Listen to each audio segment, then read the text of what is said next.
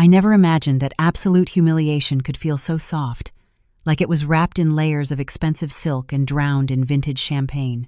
But there I was, squeezed into the third row at my younger sister's lavish wedding, smoothing down the only formal wedding dress I could afford a thrift store find that had seen better days. The air in the ballroom was thick with expensive perfume and quiet judgment. Beside me, my 10-year-old son Leo swung his legs under the table, looking uncomfortable in a suit that was slightly too small for his growing frame. He looked up at me with pure adoration, completely unaware that in this room, his mother wasn't a hero. She was the family black sheep. Tiffany, the bride, the family's eternal golden child, floated through the reception like she was walking on air.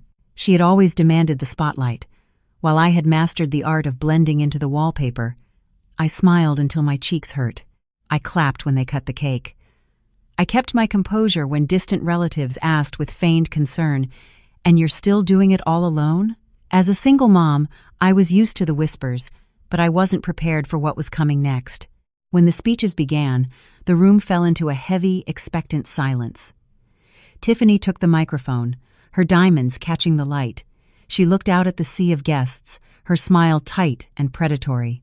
"I want to thank everyone for coming," she began, her voice sugary sweet. Then her eyes locked onto me. "And of course, I have to mention my big sister." For a split second, I hoped for kindness. But then came the mockery, sharp and precise, disguised as a toast. Tiffany continued, her voice projecting that polished, rehearsed charm she had perfected over years of pageants and parties. "Elena has been such a role model," she said, tilting her head with mock sympathy. "She's a single mom, strong, independent, and clearly unwanted by anyone else." The room erupted into laughter. My stomach flipped violently, the sensation akin to missing a step on a steep staircase in the dark. I thought I had misheard her, that perhaps my anxiety was distorting reality. But Tiffany kept smiling, basking in the reaction like she had just delivered the most charming anecdote of the evening. Some guests looked confused, glancing between the head table and my obscure spot in the back, but most just laughed harder, clinking their crystal glasses as if cruelty was the height of comedy. I didn't know where to look. My heart pounded against my ribs so hard I could hear it in my ears, drowning out the string quartet. Leo tugged at the sleeve of my dress, his brow furrowed. "Why did she say that about you, Mom?" he whispered, his voice trembling. Before I could even formulate a lie to protect him, my mother, Margaret, decided to add her own verse to the humiliation. From her prime seat at the front, she didn't miss a beat. She leaned over to her wealthy friends, her voice intentionally loud enough to carry over the laughter. "Well, she's a used product, isn't she? But hey, she still looks good for her age." The laughter sharpened. This wasn't the warm, inclusive laughter of a celebration. It was the kind that cuts through skin. It was the sound of a toxic family asserting its hierarchy. In that moment, everyone saw me differently. Not as a guest, not as a sister or a daughter, but as entertainment, as pity, as shame. I couldn't move. I couldn't breathe. My face burned with a heat that felt like a physical slap, but I refused to let the tears fall. Not in front of my son. Not in front of them. My fingers curled into the linen napkin under the table, gripping it like a lifeline in a storm. I looked around the room, searching desperately for someone, anyone who might meet my eyes and offer a shred of compassion. My grandfather, Arthur, looked down at his plate, pushing peas around with his fork. My cousin smirked, typing something rapidly on her phone, probably updating her status. Even my uncle, who once told me I had my late father's spirit, didn't look up. Leo looked lost, his little eyebrows knit together in confusion and hurt. That was the part that broke me. Not the words, not the laughter, not the mockery. It was the fact that my son was watching it all, trying to understand why his mother, the woman who worked double shifts to buy him soccer cleats, who stayed up late helping him with science projects, was being treated like a punchline by her own blood. People often think being the older sibling means you lead the way, that you're the prototype. But in our family, I was more of a cautionary tale than a role model. I'm Elena. I'm 38, a single mom, and the unshakable black sheep of the family. I live in a drafty 2-bedroom apartment on the edge of town with my son, Leo. He's 10, the absolute best thing that ever happened to me, and the only reason I ever walk back into rooms that make me feel small. I work 2 jobs, mornings at a diner pouring coffee for strangers, and nights doing data entry from my kitchen table while Leo sleeps. My life isn't glamorous. It's a mosaic of unpaid bills and clipped coupons, but it's mine. I make Leo blueberry pancakes on Saturdays. I know how to stitch his goalie gloves when they tear, and he tells me I'm his superhero. That's all I need to keep going. But being a single mom in my family meant I was the one who failed. My mother, Margaret, made sure I felt the weight of that failure at every holiday dinner. She believes in appearances the way some people believe in God. To her, Tiffany's wedding was a redemption arc for the family name, a way to scrub away the stain I apparently left. Tiffany is 7 years younger than me. She's stunning, successful, and the golden child who could do no wrong. Margaret adores her. If Tiffany sneezed, our mother would bless her with a monogrammed handkerchief. If I got sick, she told me to take vitamins and stop being dramatic. When I got pregnant with Leo, the dynamic cemented itself. I was 28, blindly in love with a man who swore he'd stand by me. By month 5, he vanished, no note, no explanation, just an empty closet. My family didn't ask questions. They didn't offer help.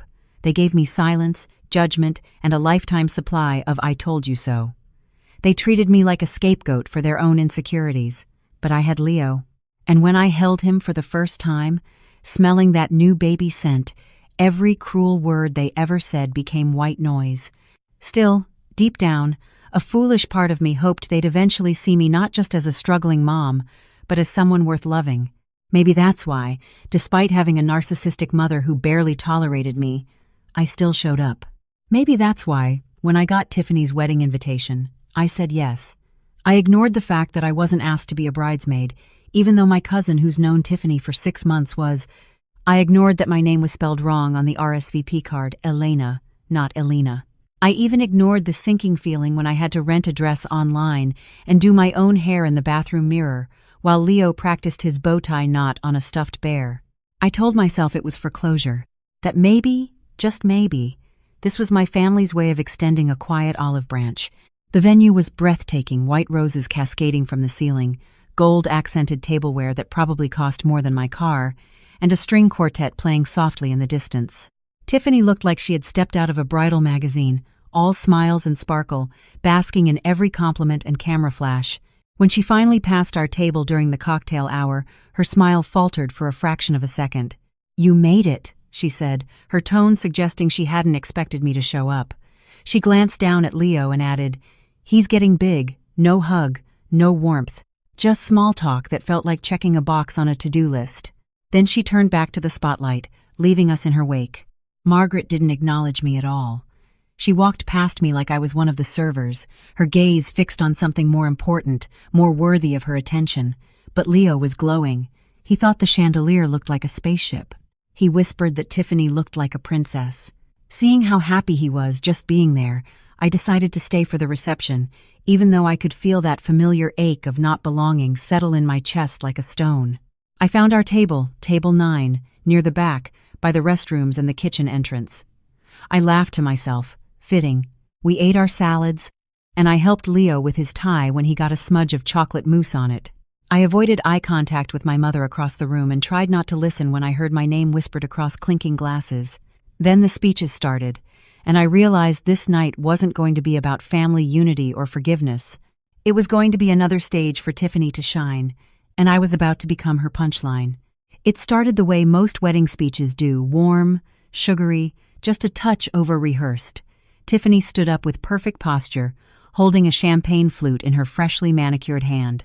Her dress shimmered under the reception lights, and the room instantly hushed in anticipation.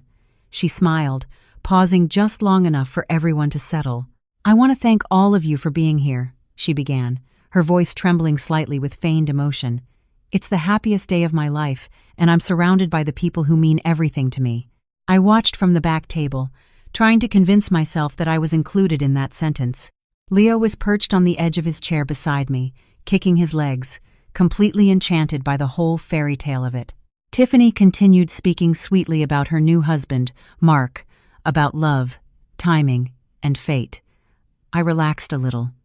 Maybe, just maybe, this speech wouldn't turn into something cruel. Then she shifted, and of course, she said with a sly smile, I want to give a shout out to my big sister. You've always been such a strong example. The spotlight moved. I could feel eyes turning toward me. I sat up a little straighter. I smiled politely. Tiffany continued, her voice light but pointed. She's the bravest woman I know. She raised a child on her own, no husband, no partner, just her and, well, whoever was kind enough to babysit. The room chuckled. My stomach tightened. But seriously, she added, it's incredible how she's managed. A single mom, unwanted by anyone, but still showing up. Laughter. Real, loud, unfiltered laughter. I felt the breath leave my body. My cheeks flushed hot. My hands froze around the napkin in my lap. I glanced at Leo. He was frowning, confused, glancing around like he was trying to understand why people were laughing at his mom. Then came the worst part. My mother, Margaret, laughed louder than anyone. She leaned toward her tablemates and added, just loud enough to carry. She's a used product, but she still polishes up well. Another wave of laughter, the kind that didn't even try to hide its cruelty. My vision blurred for a second. It felt like being slapped, except no one had touched me. Everyone just laughed around me like it was normal, like it was acceptable to mock a woman who had spent nearly a decade working herself to the bone to raise her son with dignity and warmth, like being alone made me less. I looked down at Leo. His smile had vanished, replaced by a deep furrow between his brows. He leaned into me, whispering, "Why did she say that? What does she mean?" I wanted to answer, but I couldn't find the words. I couldn't protect him from this moment. I couldn't shield him from the way our family saw me. That kind of pain doesn't hide well. My heart raced, pounding against my ribs like a trapped bird. I looked around the room for an exit, for someone who might step in, someone who might say, "Enough." But no one did. Some people looked uncomfortable, shifting in their seats, but they didn't speak. They just looked at their glasses, their plates, their phones. Even Grandpa Arthur, who used to call me his little lion when I was a kid, avoided my gaze. He was there, but in that moment, he wasn't with me. I was alone again. The thing is, I could have taken it if it were just me. I've spent years swallowing that kind of treatment, wearing it like a second skin. I could have smiled, taken Leo by the hand, and left quietly with my head held high. But seeing the confusion in my son's eyes, seeing him trying to understand why the people clapping and toasting were suddenly laughing at his mother, it cracked something open in me. I stood up. Not because I knew what I was going to say. Not because I wanted to make a scene. I just needed to get out of that room. I needed air. I needed to breathe without choking on the shame they were handing me. I pushed my chair back, the legs scraping loudly against the floor. My hands were trembling. And then, from the head table, another chair scraped back. Mark, the groom Tiffany's perfect, polished fiancé, stood up slowly. He didn't look amused. He didn't look at Tiffany. He didn't look at the guests. His eyes went straight to me, and something in his face made the entire room freeze. In that instant, I knew something was about to happen. Not a rescue, not a fight, a reckoning. People often think being the older sibling means you lead the way, that you're looked up to. But in our family, I was more of a warning than a role model. Mark stood with one hand still resting on the table and the other clutching the microphone. The room went silent. It was like the temperature dropped 10 degrees. No more laughter, no more whispers, just this stillness. And I knew whatever came next wasn't part of the plan. Callum stood with one hand still resting on the table and the other clutching the microphone. His eyes were locked on me, not on Tiffany, not on Margaret, not on the laughing crowd, but on me. For a second, I thought maybe he'd make another joke, smooth things over, say something charming to diffuse the tension. That's what people usually do in my family, brush it under the rug, pretend it didn't happen. Call it humor, call it tradition. But that's not what he did. He didn't smile. He didn't laugh. His face was tight with something I couldn't quite read. Anger maybe, but deeper, like disappointment mixed with disbelief. Before he could speak, I pushed my chair in and reached for Leo's hand. I was ready to leave quietly, with grace. I wasn't going to give them the satisfaction of seeing me cry or break. I'd done it before. I could do it again. But as I turned to step away, Callum's voice rang out low, firm, calm. "Elena, don't go." That stopped me. Everyone turned toward him. Whispers swept the tables like a breeze through dry leaves. Tiffany stiffened. Margaret narrowed her eyes. The DJ reached toward the volume controls, but stopped when Callum raised a hand. He didn't look at anyone but me. "I can't pretend I'm okay with what just happened," he said. "I won't stand up here and let that kind of cruelty pass as comedy." The room held its breath. Callum stepped out from behind the table and slowly walked forward. He wasn't rushing. Every step seemed deliberate, like he was pushing through the weight of the room. He stopped near our table, me, Leo, the now cold salad plates, and looked directly at the guests. "I've heard a lot about family over the past year while planning this wedding," he said. "About appearances, tradition, loyalty. But what I just saw wasn't family. That was mockery dressed up as celebration." The crowd shifted uncomfortably. Some people glanced at Margaret, others stared at their drinks, but no one spoke. He turned to Tiffany. "You mocked your sister for being a single mom, for raising a child without help. You laughed. And worse, you made her son watch it happen." Tiffany opened her mouth, but no sound came out. Callum didn't wait for her to answer. She didn't ask to be put in that position. But she did it. She showed up today. She sat in the back. She smiled. "She brought her son to witness your big day. And you turned that into a joke." I had never seen Tiffany look small until that moment. Callum turned again to the room. "Elena didn't stand here to defend herself. She didn't ask for sympathy. She's never needed a stage. But I won't stay silent. Because if I'm about to marry into a family that sees cruelty as humor and shame as tradition, then I need to reconsider what kind of man I want to be." A gasp rippled through the guests. A woman at the next table whispered, "Is this real?" Someone dropped a fork. Leo looked up at me with wide eyes. I didn't know what to do. I'd come here expecting to survive the evening. I didn't expect to be defended, not like this. Not in front of everyone. Mark looked down at my son and gave him the softest nod. "Your mom's the strongest person in this room, Leo. Don't forget that." He turned back to the crowd one last time. "I think I've seen enough." With that, he set the microphone down, walked past Tiffany without another glance, and headed straight out the door. I stood there frozen, holding Leo's hand. The music didn't start. The crowd didn't move. It was as if someone had drained all the air out of the room. The fairy tale had shattered, but for the first time in a long time, I wasn't the one left broken. The moment Mark walked out of the reception hall, it was like someone had flipped a switch. No one clapped, no one cheered.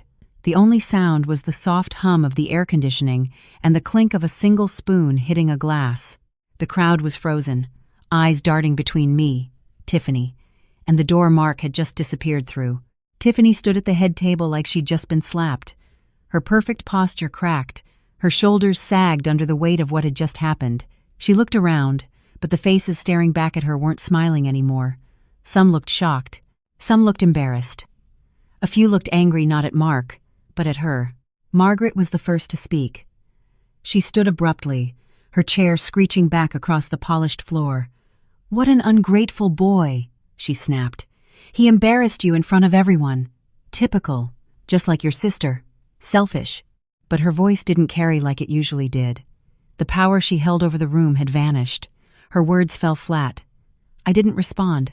I didn't need to. For the first time in my life, I didn't feel like shrinking under her voice. I turned to Leo. He looked up at me, unsure. "Are we leaving?" he asked quietly. "Yes, baby," I said, brushing his hair back. "We're going home." I stood tall as I took his hand and began walking toward the exit. People parted as I passed. Some avoided my eyes.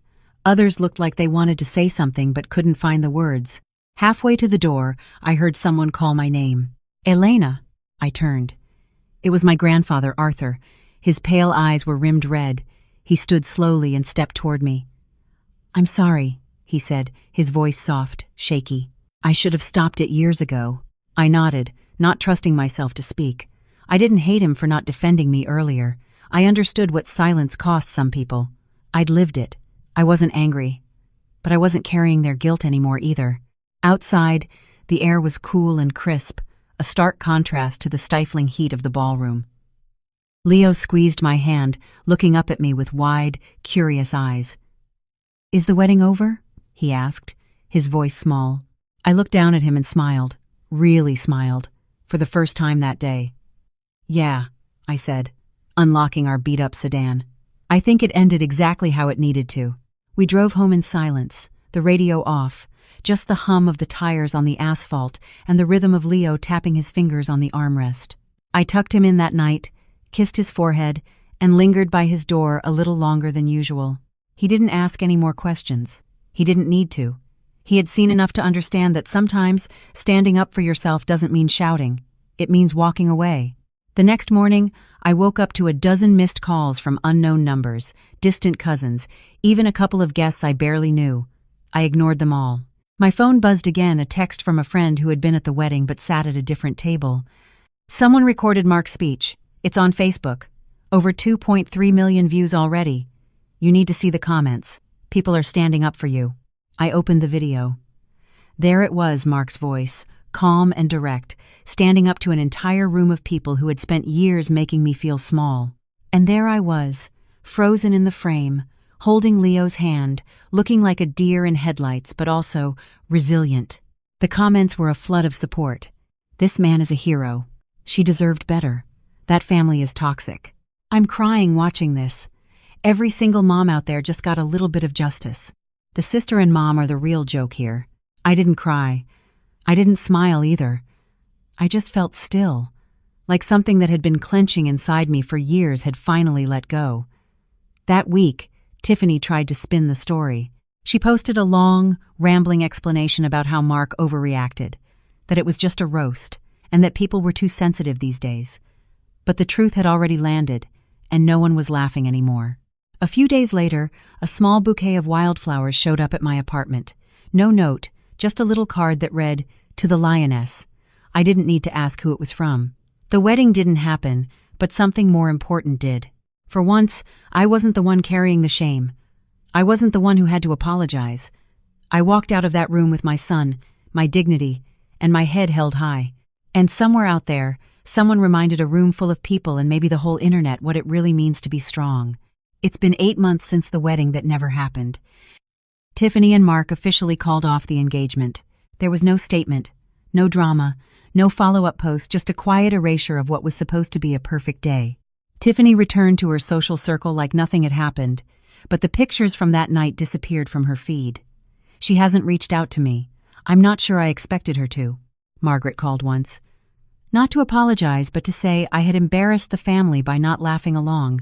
I listened for exactly 30 seconds, then told her something I never thought I'd have the strength to say.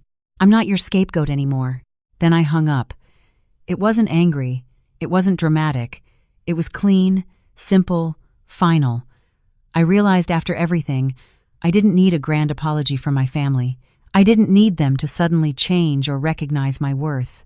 I just needed to stop waiting for their permission to see it in myself. My life didn't transform overnight. I still work long hours. I still make 2 dinners some nights because Leo wants pancakes and I want something green. But I carry myself differently now. I'm not hunched under years of quiet shame. I don't hide in the back of rooms anymore. Leo's changed too. He asks more questions now, smart ones. He wants to know why some people are cruel and why others are brave. He talks about Mark like he's a Marvel hero. Sometimes he pretends to give speeches with his action figures, standing up for the little guy. I watch him, and I know, deep in my bones, that he saw something that night that will shape the kind of man he'll become. Strong, gentle, unafraid to speak when it counts. One night, while we were brushing our teeth, Leo looked up at me in the mirror and asked, "Mom, are you still sad about what Aunt Tiffany said?" I paused, then said, "Not anymore. Why?" He shrugged, toothpaste on his chin. "Because I think you won, even though it wasn't a fight." That stayed with me. Because he was right. I didn't yell. I didn't insult anyone back. I didn't demand justice or cry in public or make a scene. I simply stood up, held my son's hand, and walked away. And someone else, someone unexpected, decided that silence wasn't good enough anymore. Mark didn't just stand up for me. He reminded everyone in that room what love actually looks like. Not the kind that wears a tuxedo or walks down the aisle. The kind that sees someone being hurt and says, "No, not today." If I've learned anything, it's this. Being alone doesn't mean you're unwanted. Being kind doesn't make you weak. And dignity, once reclaimed, is something no one can take from you again. So no, I didn't dance at my sister's wedding. I didn't toast or toss a bouquet or cry happy tears under fairy lights. But I did leave with something better than approval. I left with my head high, my son beside me, and the deep, quiet certainty that I no longer need to explain myself to anyone. That is the ending no one expected, and exactly the one I deserved. If this story moved you, if you've ever been made to feel small or silenced in a room full of people who should have stood by you, know this: your voice matters, your dignity matters, and you are not alone. If you found strength in this story, please take a moment to like this video, share it with someone who needs to hear it, and leave a comment below. I'd love to know. Have you ever experienced a moment where someone finally stood up for you, or where you had to stand up for yourself? And if you want more true stories that cut deep, challenge expectations, and remind us what it means to be human, subscribe to Karma's Coils and hit that notification bell so you don't miss what's coming next. Thank you for being here.